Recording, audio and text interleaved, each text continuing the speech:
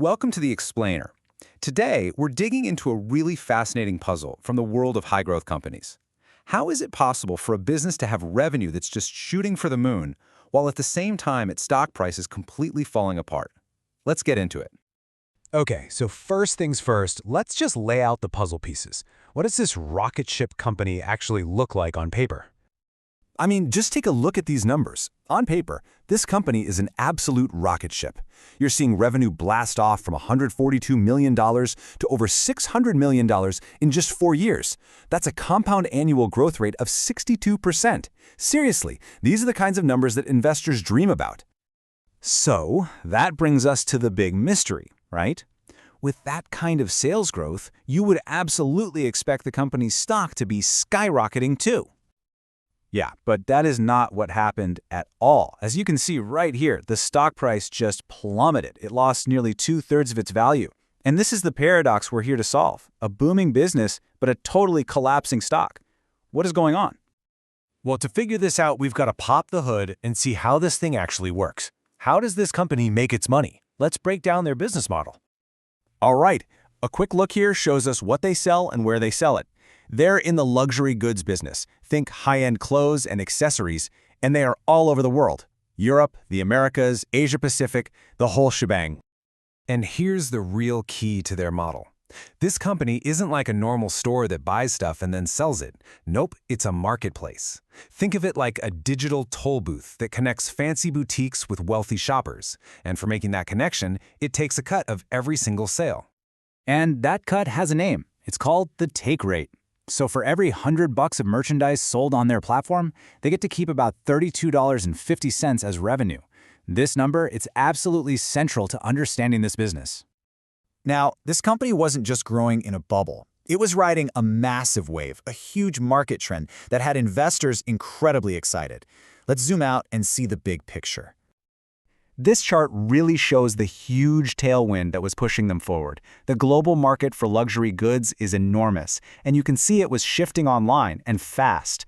That slice of the pie was expected to more than double in just a few years. It was a massive opportunity. And here's the kicker. Even with all that growth, there was still so much room to run. You can see here, compared to things like media or toys that were already mostly online, clothing was just getting started on its move to e-commerce. So the potential for future growth looked just gigantic. So you have this massive potential. How in the world do the experts put a price on that? Well, this is where we get to the bull case, the super optimistic view of the future.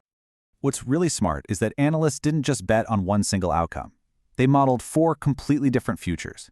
They played with the numbers, how big the online market could get, how much of that market this company could capture, and how profitable it might be. They mapped out everything from the absolute best-case home run to a worst-case scenario. And then they did something really cool. They assigned a probability to each of those futures. It's like placing bets. You'll notice they thought the middle-of-the-road scenarios were the most likely. So they took the value of each outcome, multiplied it by its probability, and then added all up to get a final target valuation, $6.1 billion. So after all that number crunching, they boiled it down to a single number, a price target of $20 per share. Now that was way higher than where the stock was actually trading. The analysts were basically shouting to the world, hey, this thing is a bargain. And that brings us right back to our puzzle. If the expert analysis said the stock should be worth $20, why on earth did the market disagree so much? Let's solve this thing. Let's look at this brutal stock chart one more time. The market was clearly telling a totally different story. So what clues was it picking up on that those bullish analysts might have missed? Okay, here is the first major clue. Check out this breakdown of the company's costs as a percentage of its revenue. See how those bars are consistently hovering around or even going above 100%?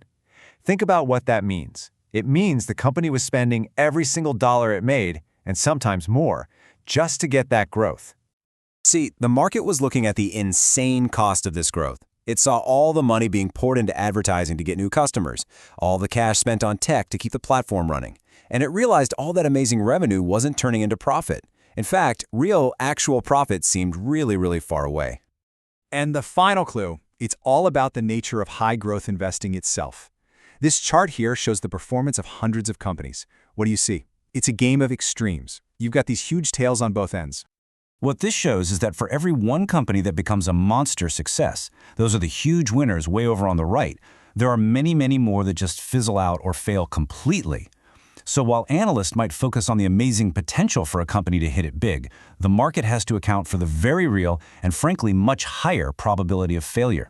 So this billion-dollar disagreement, it all boils down to a pretty simple conflict. The analysts were valuing the dream. They were focused on the massive future potential in a perfect best-case world. But the market? The market was pricing in a much tougher reality, a reality of no profits, crazy high costs, and the hard fact that most high-growth stories just don't have a happy ending.